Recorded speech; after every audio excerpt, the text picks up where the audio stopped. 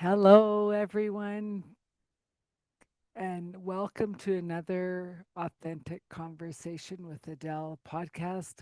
I am your host, Adele Bernard, and I just want to share a little bit about what we do at Transition Clarity before we have our guests come on.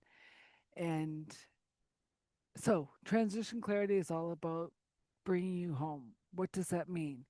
It's about what conditionings, what untruths, what belief systems do you hold that are keeping you in the illusion of the matrix? And how are you stepping up to be your most authentic self in this huge change in the world right now? As we're recording this, we've just shifted into the year of the horse. It's all about the movement forward, being in the flow.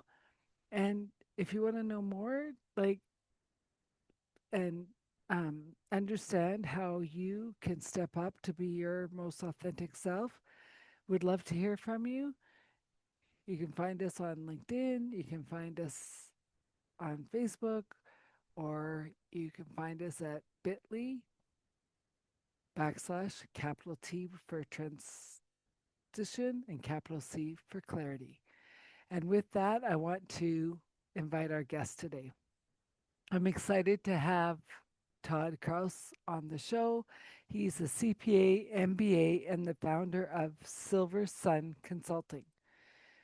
From growing a bank division to 14 billion in assets to scaling a cleaning company to 60 plus employees and 4 million in revenue, Todd equips leaders with practical strategies to lead with clarity, confidence, and accountability. He was honored as a franchisee of the year by the International Franchise Association and the Cleaning Authority. He also wants you to know that he survived a number of traumatic transitions and each time has discovered a better life on the other side of those transitions, which include being spun out of Anchor Asset Management into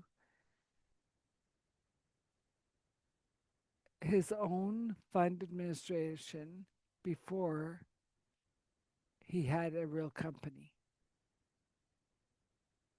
Being laid off after his 25th wedding anniversary and 2 weeks before Christmas with a family and two small children to support, learning in November 26th that his medical condition is chronic and genetic, that requires IG replacement therapy. With all that said, let's welcome Todd to the show.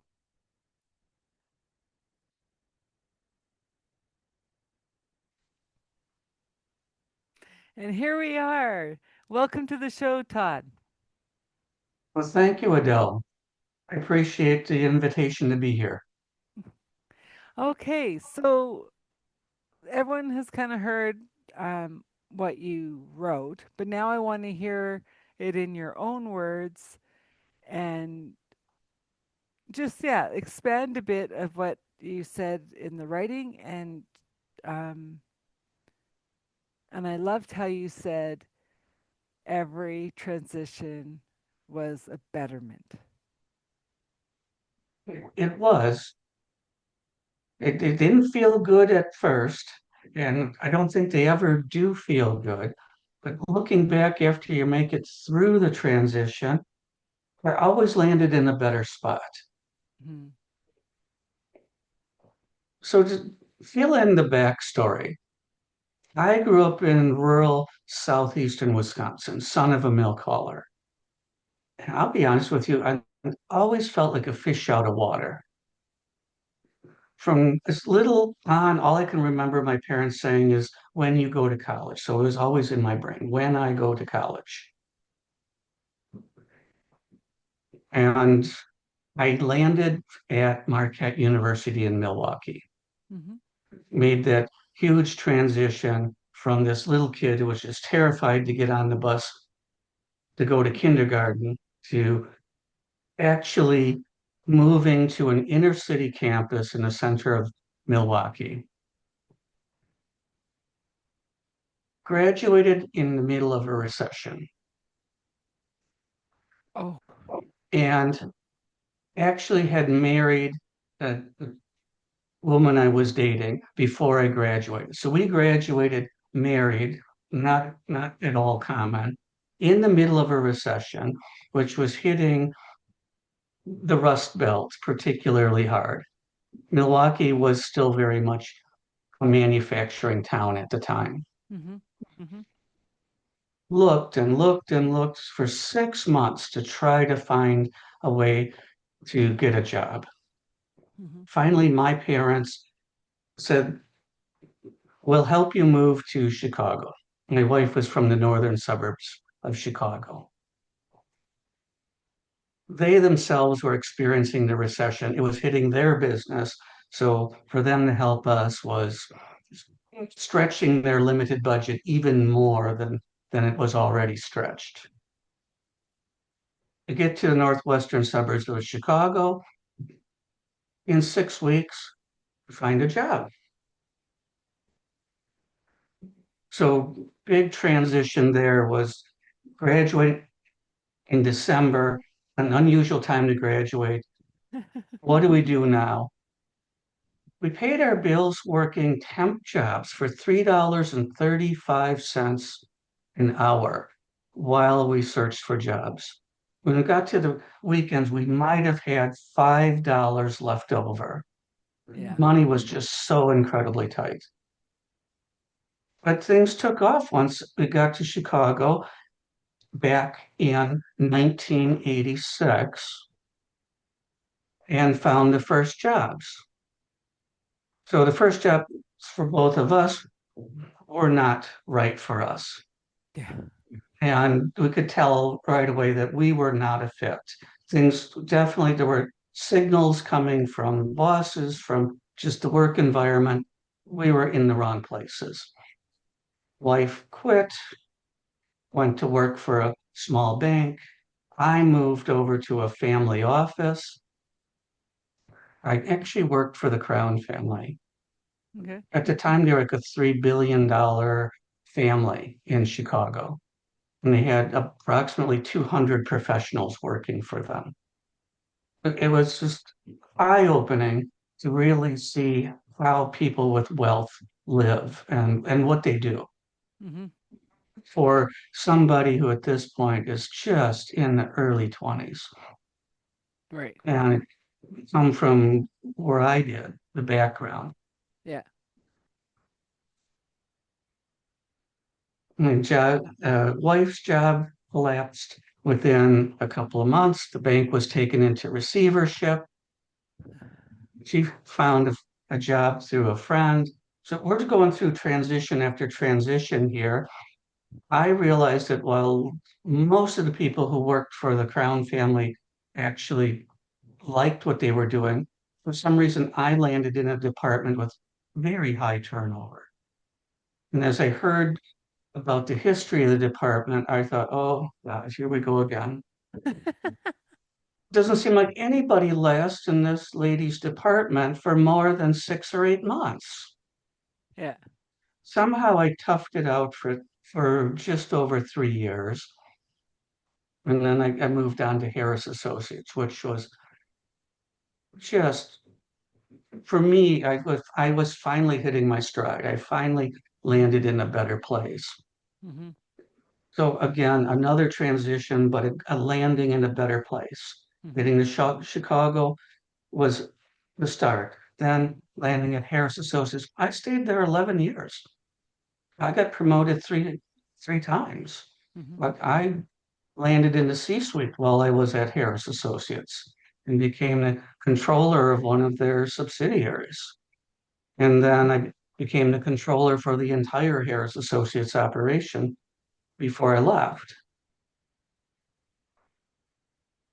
So I moved to a small asset management firm. Hmm. who had international clientele.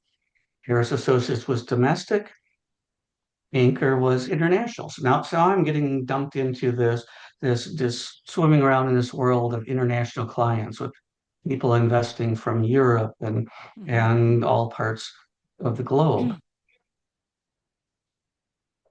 They wanted to spin out the back office and create a service provider.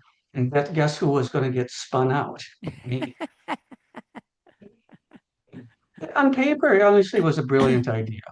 It Yeah. takes a part of the company that is an expense and it turns it into a profit center. It really was a brilliant idea, except that we had this tiny little problem. It seems a couple of planes flew into a few towers Yeah. on 9/11, and our market seized up for about 4 days. I don't know if people remember, you couldn't even do banking transactions for 3, 4 days. Everything just stopped. Oh, yeah. You can do anything. No, you couldn't. You couldn't even go to the bank and withdraw money. Yeah. It just literally stopped.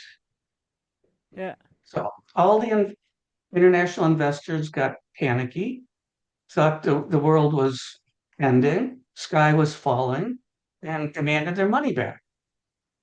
So Anchor Asset Management imploded.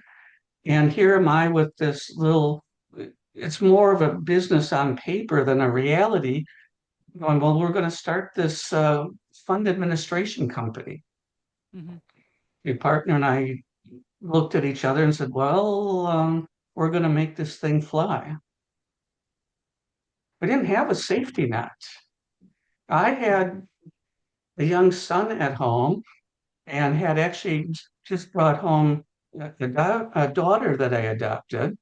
Both son Mm. and daughter were adopted from Korea. Oh, nice. And I'm going, okay, we got bills to pay and we got a company to grow. And to keep a roof over your head for your wife and your kids. Yeah. I mean, no stress at all. Yeah. I mean, it was just stress, stress, stress is what it really was. But it worked. And we found clients and it grew. Yeah. And we got to 2004, which was this magical year that we kept adding clients, we kept adding staff, and we didn't lose anybody. I'm thinking everybody who's in business should get to experience a year like that once in their life. Well, and I just want to interject for a second because it also, you have to start by thanking that first manager for being so awful. So you learned what not to do. I did. But I didn't realize it at the time. And I was already, even back then, managing and leading differently. Yeah. It was only later in life when I look back and I said, well, what was I doing and why did it work? Because I kept repeating the same things over and over more intuitively rather than consciously Hmm. for a time. And I like that you use the word intuitive because a lot of men will say, I'm not intuitive. That's women. And I'm like, okay, so we call it business sense. It's still intuition with a different label. Oh, I couldn't agree more. All human beings have intuition. Hmm. It is not a female male thing. It is all human beings have it. Yeah. Well, some of us do better than others is listen to it. Hmm. And I had the very good fortune of running into Roberta Schwartz, who did help me with some of my early job transitions. She was just some older lady who had a coaching type of business. And she noticed and she said, Todd, you have a very, very good sense of what to do. You just need to listen to your gut more. And she encouraged me to bring that out more and to when you get that feeling down here in your Yeah. gut that something's not right, Yeah. to listen to that more and trust it. Hmm. Those are the two key things, listening to it and then actually trusting it. Yeah. So that number three, you can act on it and do something. Hmm. And that's very important, especially in these times right now where things are moving fast and, like people are getting the handshake out the door, or, health issues are coming up, or, like, what do we do? And instead of, like, I love the fact that you went, okay, what's this showing me? How am I going to transform this, right? And you looked at your business partner and said, well, this has to work because we have no other option, right? It, and one of my partners who I brought on a little bit later called it building an airplane in the air. And I'm thinking that's a pretty good way to describe it. Mm-hmm. I had this mental picture of this skeleton of a plane flying and somebody hanging out the side, bolting on a wing, somebody's bolting on another piece. But it also like attests to your vision and your way of explaining it to a partner or partners, that we might be in the air building this, but we're flying. It doesn't matter. We're flying. And so people can get behind the idea because in your mind, there's no fail. I think that you put it very well because you develop this picture, this mental picture of what it's going to look like, and you keep navigating toward that image. Mm-hmm. And you keep avoiding the roadblocks in the way. At times you have to change direction, but you're always working toward an image of what you're building. Mm-hmm. Well, it's like the movie, right? Build it, he will come. They did, yes, or we were able to make them come. Mm-hmm. One partner is very good at generating business, and we tag teamed on actually closing them. And my strength was more operational. Mm-hmm. So he'd bring me in as the knowledge expert. We'd close them and then go take care of them, service them. Mm-hmm. It was a relationship there that worked very, very well. But we were operating on a shoestring budget, and the world was changing rapidly around us. Mm-hmm. Companies with deeper pockets were buying technology we couldn't afford. It's easy now when you can get a lot of this stuff for a couple $100 to forget how expensive it was in 2003, 2004, that Yeah. it was many thousands of dollars. Yeah. And a lot of these apps and everything that we just plug and play so easily in our lives today didn't exist Mm-hmm. at that time.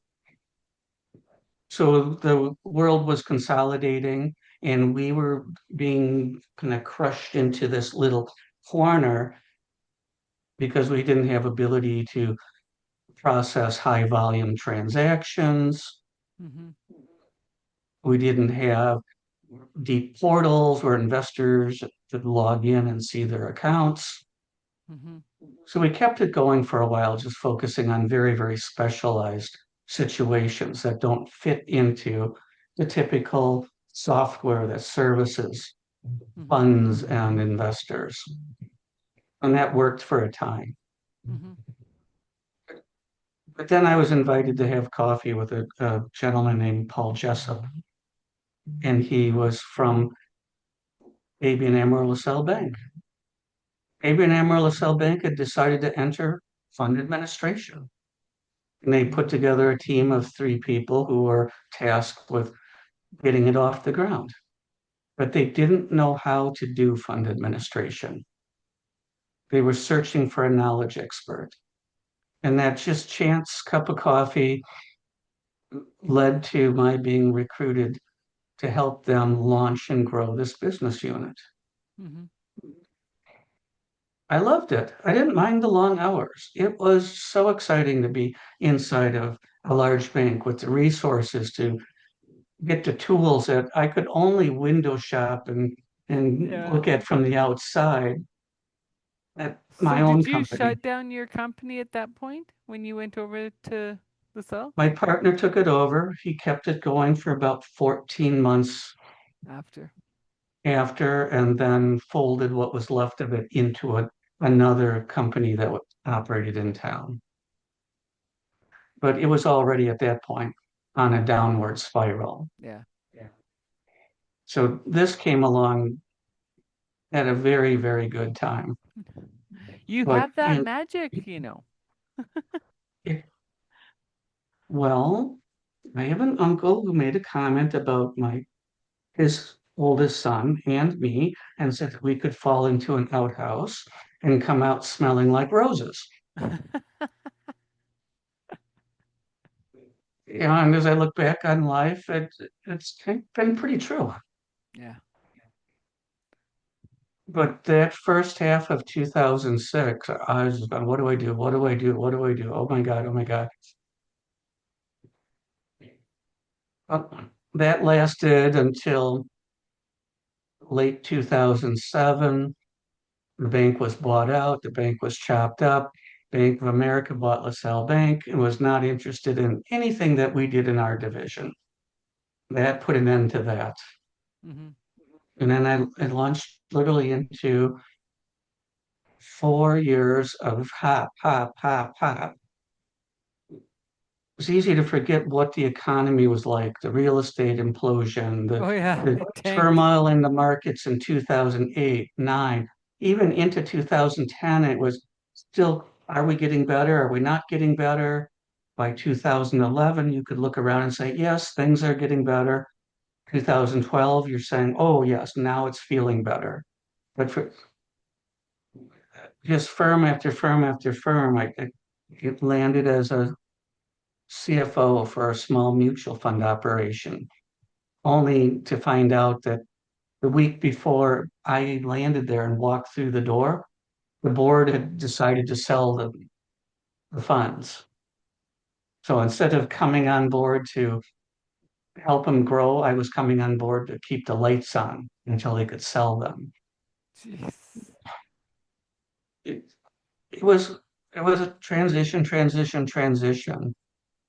Mm-hmm. 2010, we celebrated our 25th wedding anniversary. End of November, I was laid off December 15th. I searched until mid-March for my next opportunity, landed at Adler School of Professional Psychology as their CFO, controller, and kind of de facto CFO. There was a person above me who had that title, but operated more as like a VP. Mm-hmm. The school had big plans to grow, but they've been struggling for years to get their numbers up. They were losing people left and right on the administrative side. They were working everybody very, very hard. Yeah. So 2012, I switched back to fund administration, NAV consulting. Came along again just in time. Mm-hmm. I was really not feeling good about my life Mm-hmm. there at all. I switched again in 2016 to Alter Domus Mm-hmm. because I reached a point where I was hitting a wall at NAV consulting. And I just, my gut was telling me again, and not fitting there. Mm-hmm. Of all things, it was a person who ran the division that I worked for at LaSalle Bank, who had started his own company doing the same thing that that division did, who hired me. Mm-hmm. And he hired me to bring my knowledge and bring my experience and to do what I was doing at LaSalle Bank, help them build it, help them grow it. Mm-hmm. So that was exciting. But this was also the year that I got my diagnosis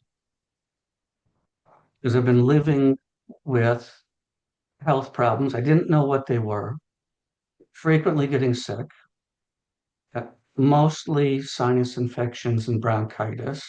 I had avoided getting pneumonia somehow. As I look back on that, I've been quite lucky that way, Mm-hmm. but I didn't know why.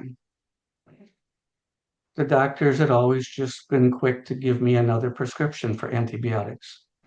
Which don't work. Sorry. What they should have done is they should have noticed the pattern a lot earlier and just said, you're sick pretty frequently. Let's run a few more blood tests and find out why. Well, and I don't, I like, I know we're in different countries, so I don't know how your doctors work because you're on a different system. But it's like you're only allowed one question when you go to a doctor here, and they don't have the time. Like, I had one doctor tell me she could do a whole 4 year medical program in what they get sent in a day of new information, new, watch this for medicine. And I'm like, you don't have time to be with your patient to actually hear what they're saying. So, as much as you are saying, if they just did a few extra tests, they might have caught it earlier, right? That's right. But they don't have time.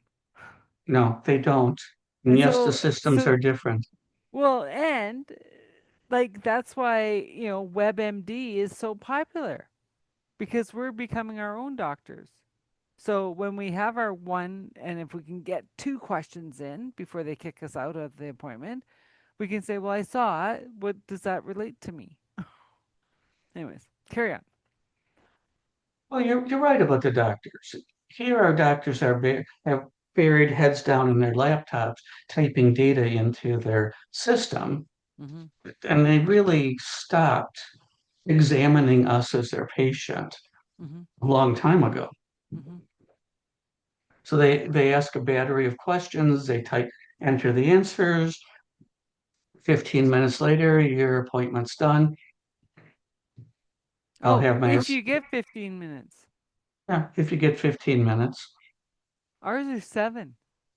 Oh my gosh, we do get more than that. Yeah. But you pay more. Yeah.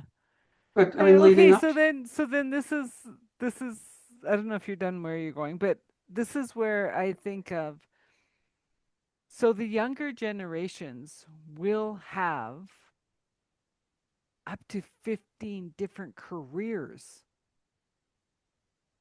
Like at easily. least at least you stayed kind of in the same realm of your vocation, right? And yet it's like there is, I heard something the other day that said more and more large companies are going by the wayside because everyone is going to be entrepreneurial, bringing their talents to the project and moving on. And it's really interesting listening to your cycle of like go here, go here. You kept on leaving just to take your knowledge, your expertise to the next fit. And when that fit didn't work, you moved on. I did. Not consciously, but like you were saying, like you were guided differently and it always led to better. And that is absolutely true. And I realized that as I got older. Mhm. So when I was in transition periods, I found myself being less stressed and less worried about it and more focused on what do I do to the place I need to be. Mhm. I have worked with people who just would cling to their job at a particular company. They weren't happy, but they were afraid to let go and move on. And then years later, they're trapped. That's all they know. Their specialty is that job at that company. Mm-hmm. They stop having skills that are transferable. Mm-hmm. They become an expert in the way that company uses its tools to do what it does.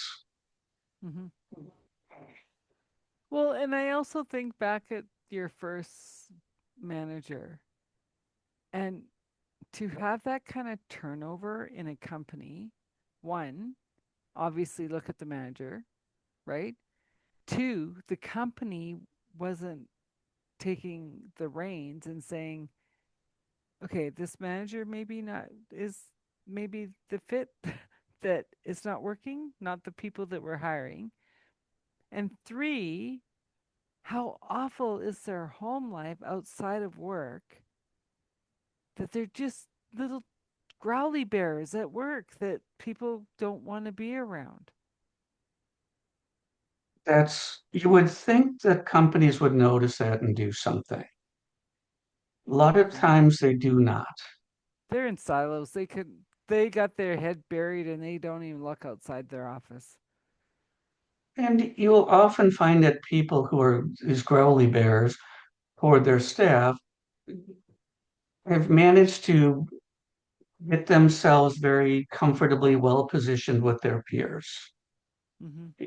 They've oftentimes become very close with their peers, that's managers at their levels or their direct superiors who think they're doing a wonderful job, and they don't look or they choose not to look more deeply into it.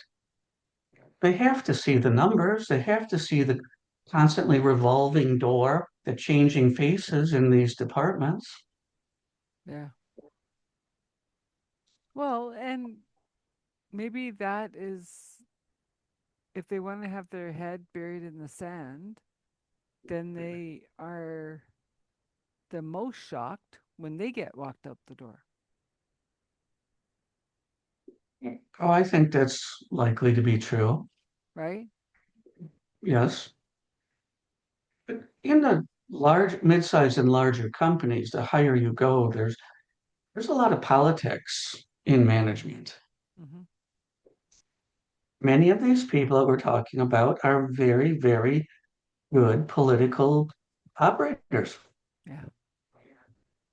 Well, and it's interesting you said that because I worked with a project manager at one time and I said, "Why did you take a demotion?" Because he was a manager with his own department. And he says, "Well, I don't think of it as a demotion, as a right motion." I said, "Meaning what?" He says, "I like being in the field. I don't like people that much. So I can project manage you. Don't come to me with your HR stuff. I don't care."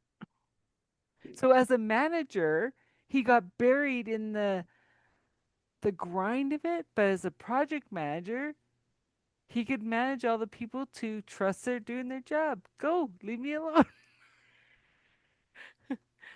There Yeah, are people who are very, very good at that, yeah. But I and like how he said it was a right motion, yeah, you know? it was for him. Yeah. And there's other people that need to do a right motion. Hmm. See, here's what happens. Somebody who is very good at task processing tends to get promoted. Hmm. But you reach a transition point where you're no longer task focused, getting directly responsible for getting things done. And now you're up here and you're responsible for getting things done through Hmm. other people. Now you've entered the world of management. That is a very, very different skill set. Absolutely. And many people do not do a good job of making that transition. Well, but even bring it down to the granular level of the family unit, right? If you don't have the strong leader of the family unit, I'll show you chaos in the kids and in the home, right? But if the Please. unit is strong and their leadership is right, then the kids thrive. The house is clean. Everything gets done. There's calm, there's fluidity.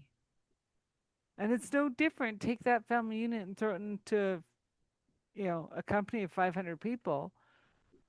If those top heads are crazy at home, it's going to be crazy all the way through to the janitor. And here's That's another probably thing. true.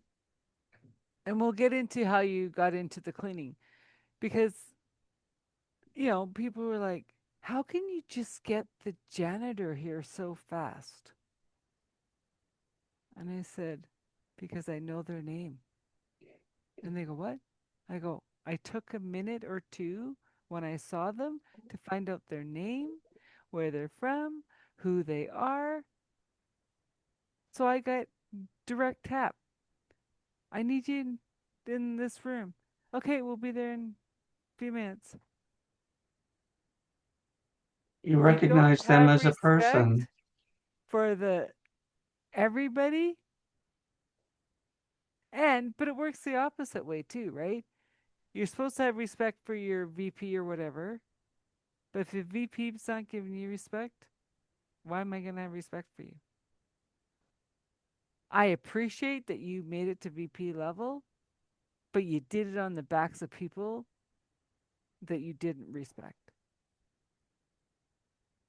So it all So comes full circle, right? Like, it does. and it's also like the lesson of, you know, you go to the restaurant, you make your 7-year-old find out the waitress's name, right? Get them to order for the family, get them to have that communication. They're going to be 30 watching the 50-year-old snapping their fingers trying to get the server's attention. They're ignoring him because that's not respect. But Johnny, Sally, can you come bring us some more coffee? Sure, because you took the time. Anyways, okay. So now you go from corporate on your Correct. last, I'm out of here without knowing it, and you start in your own company and cleaning. How was that transition? Well, it wasn't the way I planned it. Things at Alter Domus could have gone a lot better. Mm-hmm. I never did get a chance to really help them grow or improve their processes. Alter Domus even created a small group, three of us, tasked with helping them do what they do better. And we were unable to affect any change. One by one, everybody in the group left. Mm-hmm.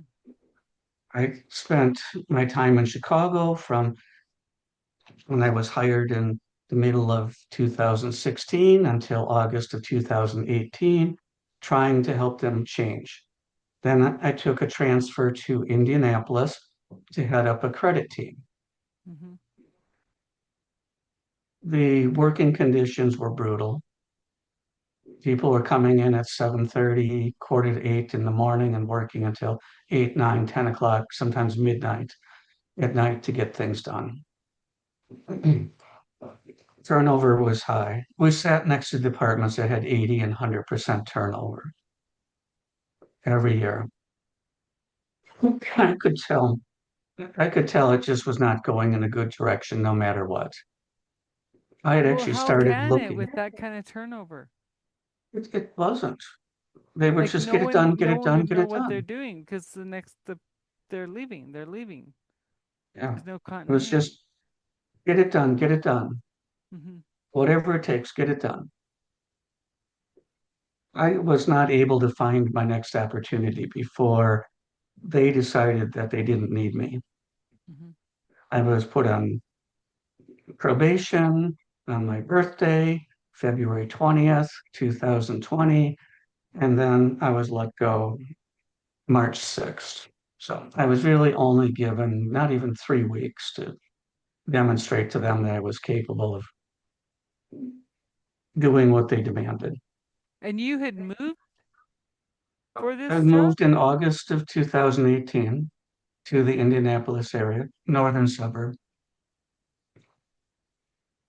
So I Wow. got that walk of shame past the team I managed right out the door by HR Which is so rude.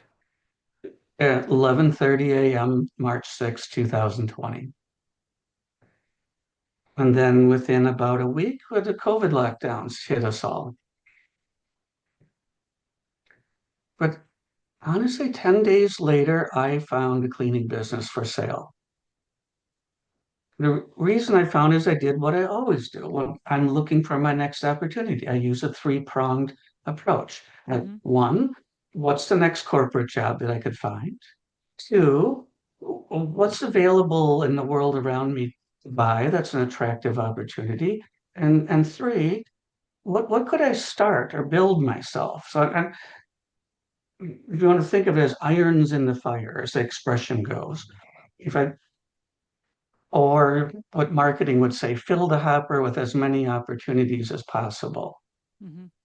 So I always thought very broadly when I'm looking for my next opportunity, rather than having a tunnel focus that it has to be a replacement for what I had. Mm-hmm.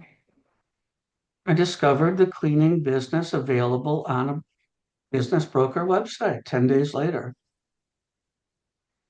The broker introduced me to the owner. We started talking. We were meeting in April and I decided to buy it. It was didn't close in July as we initially hoped, but it closed in September. Things were delayed because of COVID. Yeah. It was when I first showed the information to my wife, her reaction was, a cleaning business? I said, "On, look at the numbers, look at the information here. This is actually a very good, interesting opportunity. It would take care of us very well. A cleaning business." So what? Okay, I I'm interested in her hesitation. What was her hesitation in it? just Like because it the was so stigma different. of a It cleaning was so business? different from what I've been doing because I've been following a corporate path for quite a few years at that Oh, she point. was unsure of the entrepreneur thing. But it's Not still now here I corporate. You just own it. That's another way of looking at it. A lot of people don't see it that way though. Well, I know. But I remember I grew up in an entrepreneurial family, so I don't know any different. Sure, well, But we would be, technically your career track of corporate, you've been a sole contractor. Like you've been your own yeah, company. I own it, so I am the chief executive, I guess you could say. Yeah. I don't use that title. I just call myself owner. Yeah. But the typical reaction of people when you tell them this is, "Well, that's high risk." I go, I don't think so. Yeah. Did you see Think how of it many this doors way. I got let go of? I don't think this is high risk. I say, think of it this way. You work for a company, you have exactly one client. Yeah. That client either loves you or they don't. They either have a job for you or they don't. Yeah. And if they don't, you lose 100% of your income. Yeah. Now, if you have a business and you have six or 800 or 1,000 customers, do you think I'm going to lose sleep tonight if Mrs. Smith calls me and cancels her service? No, I've got how many hundred other customers? I'm going to go and find 4 or 5 customers to replace Mrs. Smith. Yeah. Yeah. But it's a different mindset, and this is where we started the conversation of following that gut intuition. It will never lead you wrong. It led me to a good place. Hmm. and an opportunity that was just ripe for change. I found out after I took over that the previous owner didn't treat people very well. Turnover was high with the cleaners, Because he just turnover was wanted high with the money. customers, quality was low. My managers later told me that they were thinking about leaving, and then I came and I took over. Hmm. But it took a while to change that mindset. I had to have a number of conversations with them where I said, okay, okay, okay, have a seat, please. The Yeah. prior owner has left the building. We don't do that anymore. We Yeah. don't treat people that way. Yeah. How, from the time you took it over, how long did it get your staff to realize you were different, you're coming in different, you you had a different way of working, and it was collaborative instead of top down heavy. It was, we're a family and we're going to work hard together. The managers really started internalizing it, probably toward the end of the first half of 2021. Oh, so a while. Okay. It did take a little while, and we didn't find the solutions that worked immediately. But when we found the right solutions, they worked quickly because we implemented a quality plan. And the reaction was, oh, that's nice from most of the staff. But then when we started tying bonuses to it, all of a sudden things changed within weeks. Ah, good old money Because, as a motivator. yeah, so we simply tried to bring everybody from top to bottom into alignment. Hmm. Customer, owner, managers, leaders. It's an imperfect alignment, but it is an alignment. So when the customer says they did a good job, money on their paycheck, next paycheck. If the customer goes and leaves a positive Google review, more money on their next paycheck. All of a sudden, the cleaners go, whoa, money. Yeah. I don't have to go get the second job. You're not asking them to do more work. We're Yeah. just asking them to, with the work that they do, to do it well, Yeah. to care. Yeah. And those people that do the actual cleaning are the hardest workers ever. They are. And Because it's not uncommon for them to have multiple jobs. I know, but I'm like, I just know when I clean my own house that I'm like, ugh, right? Because, it takes a while. And I also, my sister had a cleaning company. I'd help out every once in a while. I'm like, I don't know how you guys do this every day. So, like, hats off to those cleaners, and even more so that their customers commented that they're doing a great job, right? That it's not going overlooked, that the cleaner saw that corner that wasn't getting touched or, you know, found that thing. Now, here in the United States, and it may be similar by you there in Canada, the Hmm. people who are willing to do this work are the immigrants, predominantly the Hispanic workers. Hmm. And they will do anything to provide for their families and to get ahead in life. Hmm. So we have really tapped very deeply into that community in order to find our workers. Hmm.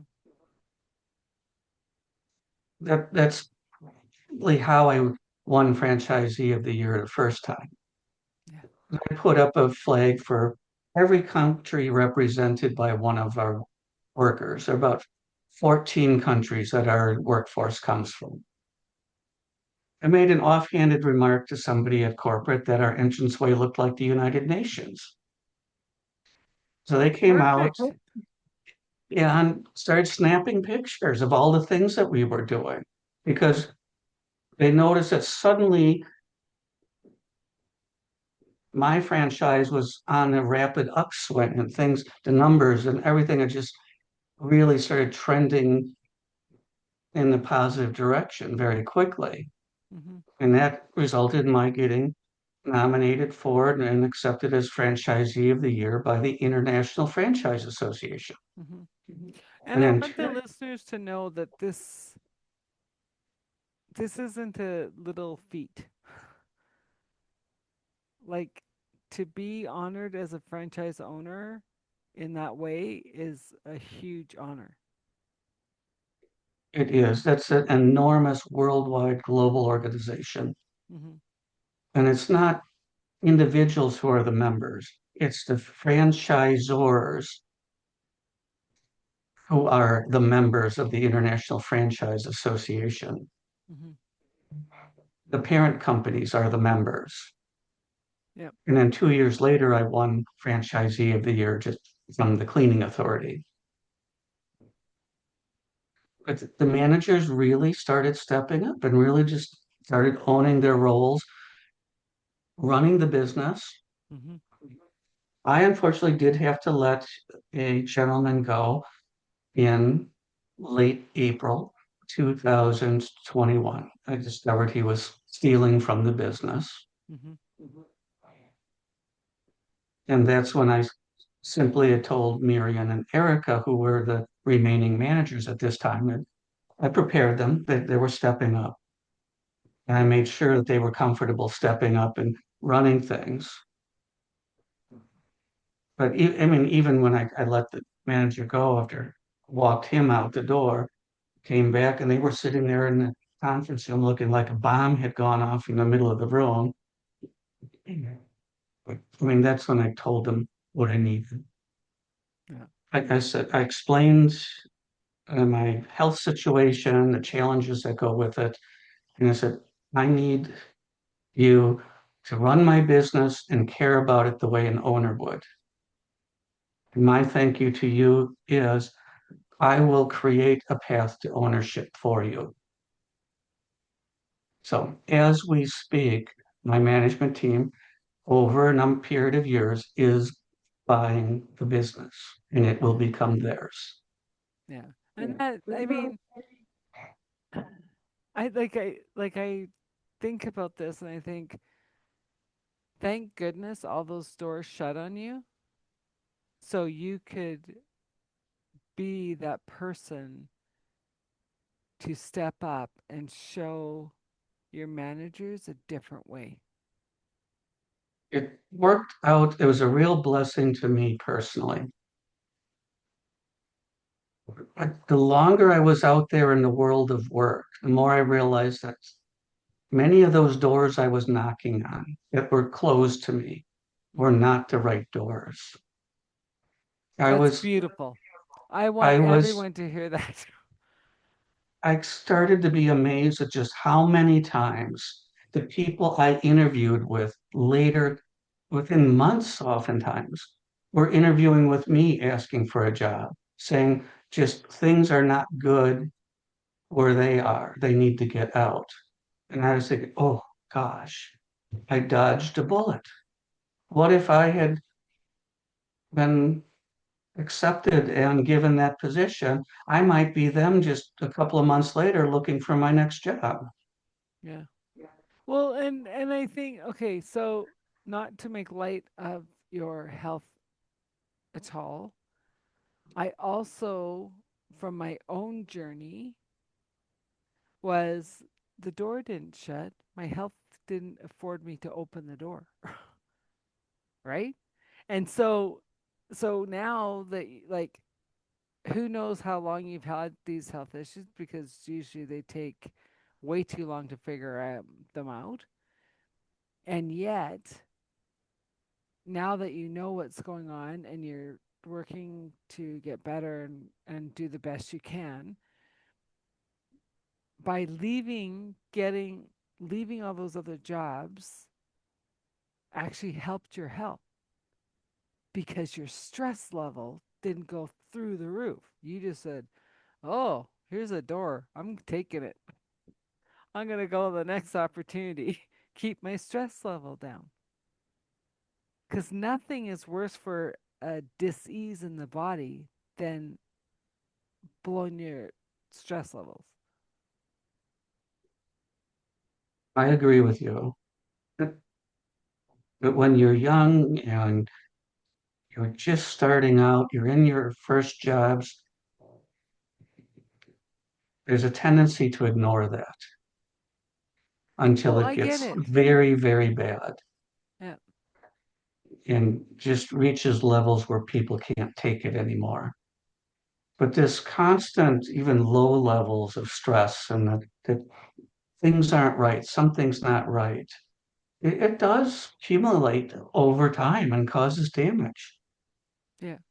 No, I get it because in my younger life, I just would collapse or end up in the hospital. And then I go, what's going on? So, and so I get it, right? Um, so much so that I used to tease that I was a Benjamin Button movie. Like I started old and decrepit and it's like I'm getting younger every day. Yay. Right? And so but it's also understanding that what is for us will never miss us. We just might take the squirrely road to it, but we'll never miss the target, right? And as much as like whether it's what you have or cancers or whatever disease in the body, it is always here as a blessing to show us a different way, right? And and think of the opportunities as you are healing yourself. You've opened up the opportunity to your managers, which would have never ever entered their head. No, it wouldn't have. And they would have continued on probably as cleaners or just as low-level managers, never ever expecting anything else in life. Yeah, When because I it's took over, it would have said that we had 32 employees. If 24 showed up on a good day, that's really what we had when I took over. yeah, I remember telling Erica and Miriam, get ready for the day when we've got 80 employees walking through those doors. yeah, Well, we're 60 plus now. consistently. Yeah, every day. Well, and I remember like in the heyday, right, with my parents' business, and they'd be like, staff would come in and say, "Oh, I need this weekend off," and they'd say no. Then they go, "Well, I quit," because they knew by Monday they'd have a new job, right? And for many of these people, they can. They're living But paycheck to paycheck. no, I know, but that was in the heyday. Bring in the '80s crash. Bring in the 2007 crash. Nope. And you and I both know, just as you could quit the job, they can let you go, That is true. right? And And that has so, happened. and I like how you say every time the door was shown, it was better for you. And that's what I want people to understand that listen to this podcast. A door closing is always the opportunity for better. It's saying where you were isn't for your highest potential. You're not shining here. Your light is getting dimmed for whatever the company's doing. Let the door open and see how many other doors are going to open. And I like your three prong approach because it's like It doesn't keep you in the box of, well, I work in XYZ and I do XYZ. No. If you're a numbers person, you work numbers in any organization. If you're a people person and salesperson, you work people in sales in any organization. Doesn't matter what the widget is. Your essence goes with you. The They're product, it doesn't matter. they're more transferable than people realize. Well, exactly. Because when I used to help people like in transition of job change, I go, I don't really care what you did at your last job. And they go, well, how are you going to help me find a job? I said, I want to know your soft skills. Who are you as a person? Why should this company hire you? Are you a team player? Are you a loner? Can you work autonomously? Can you work in team? And they're just like, oh, I go, your your your data skills or whatever, like that stuff. I don't care. Anyone can do that. I want to know who the essence of you are to should this manager hire you. And that's a good way to look at it. Yeah. So, I mean, to your point about the transitions, it's important for people to understand that transitions are never feel comfortable No. because you're disrupting a pattern that's been there for a while. Mm-hmm. And the transition frequently brings, well, some pain with it, that there's no income for a while. So you need to make some adjustments. Mm-hmm. But the more you can be open to possibilities around you and do some self exploration, the faster you'll get through the transition. Mm-hmm. And then there's a bit of a recovery period once you find your next door. But over and over and over again, it's what you needed. It's like getting you toward that goal that you were meant to be, where you were meant to go. Well, and we can't forget to acknowledge the people who have helped us on the journey because you wouldn't be here now talking to me if your parents didn't stretch themselves. Correct? And many, many other people. Yeah, right? And so it's like we don't do this journey alone. That's why there's over 8 billion people on the earth. We are here to support and to nurture and to guide each other to the highest potential of who we're supposed to be.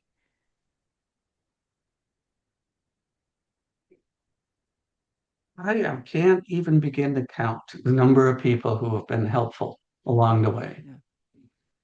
Everything from just suggesting another opportunity to check out, another person to talk to, or just having the right phrase or the right s- support at a moment when you needed it. Yeah. And you'd be amazed at how many people that you touch during your life that you can go back to later and they're willing to help you. Yeah. Yeah. I really got braver about that when somebody finally told me that people find it an honor to help you. You ask somebody for help and they go, wow, somebody's asking me for help. I mean, in their eyes, I've got some knowledge, I've got some wisdom, maybe I know somebody that is important to them. Yeah. And don't be afraid to ask. Well, and that's the key right there. Is we forget to ask. We go into our silos and think, well, I can't share my problem. Well, they won't understand. Guess what? We all have them. And we all need help to get out of them because we can't see the tree for the forest when we're in it, right? And I don't know anyone on this earth other than under 16 who hasn't lost a job or who hasn't said, I quit. I can't work for you and landed on their feet. It's That's right. part of the growing process. It's part of understanding who you are, right? And like, I don't know if you ever see Gary Vee, but he goes, "You're only 24? You haven't lost 30 jobs by now? What's wrong with you? Like, go and mess up. Go and try everything. Because what it's building is character, showing you exactly what you need and don't need. And if you're still that way at 50, well, then, we got to talk. But you're a baby. You're only 24." And I like that because it's like, oh, like I kept on going, I'd take these jobs. I'm like, oh, this isn't for me. But then I like, instead of going into the next job, I just went, I contract. I've only had one full time corporate job, and that was my last one before I fully went into entrepreneurship. And I was like, how do people do this for 30 years? I lasted 4.5 years and was out. I struggle to understand that myself. Hmm. And the reaction from the listeners, like what you were in corporate. I didn't have traditional corporate jobs. The ones I landed in allowed me to be very creative. Hmm. I was usually forming companies, I was putting things together, creating and setting up operations. And to me, that work was very creative. Hmm. You weren't Yes, it was just doing the inside of this CFO. box that's a corporation. But Hmm. what I wasn't doing is I wasn't stamping the same form all day, every day for all those years. Yeah. So I have a hard time understanding somebody who does that. And well, how do you not get bored? How do you not find it mind numbing? Well, and it was funny because when I was coming to the end of my corporate, like I was going to school, right? So they sent me back to university. So I'm like, okay. So because I had classes on Saturdays, they told me I couldn't work Fridays. Okay. Then I was flying back and forth for my entrepreneurial stuff to LA like every month, and they're just like, so if they saw me in the office, they're like, "Oh, you're working today," because I'm like, if I wasn't in LA, if I wasn't at school, if it, you know, yeah. And it was funny. It was funny. But I don't regret any of it because it's made me who I am today, and it it helps me in my work today of where is the illusion? Where are you stuck in the matrix, right? That's right. Because every time you have a transition or transformation, it's like one more layer of the matrix is living, leaving, and you're just like, oh, I had no idea. And you're like, yay, you're waking up. Let's go, let's go. Anyway, we can talk. Um, so what I'll have everything in the show notes of how to get in touch with you. Um, how do you want to take this beautiful conversation, this weave through your life? How do you want to sum it up for the listeners? I would, first of all, be bold. I mean, go after your dreams. Don't stay stuck in a place just for a paycheck. Yeah. There's other ways to get that paycheck. There's other ways to get those benefits. Hmm. That's another thing that will keep people stuck. Listen to what your gut is telling you because it knows, and then do something about it. There's a lot of truth to the expression that if you love what you're doing, then it doesn't feel like work. Hmm. So if you're waking up and dragging yourself to the office every day and coming home exhausted and collapsing, Hmm. It might be a sign that take a look at what's going on in your life Hmm. and ask a few questions. Do some self-reflection. Hmm. There might be some changes that would benefit you. Well, and I like you said that because if anything I know is change is constant. And it's our view on how to look at that change that makes it or breaks it. That's And right. now it's understanding everything has a momentum and a natural flow. Stop being the cog in the wheel. Let the wheel flow. Let it be open to the opportunities, to the advice, to you just never know. Like a certain smile as you walk by somebody might trigger something in your head going, right, that person was really nice to me. I should go back and ask more questions, right? Get resources all around you. Yeah, And don't forget the people that you've met along the way. yeah, They're, the majority of them will be more than willing to have a conversation with you. yeah.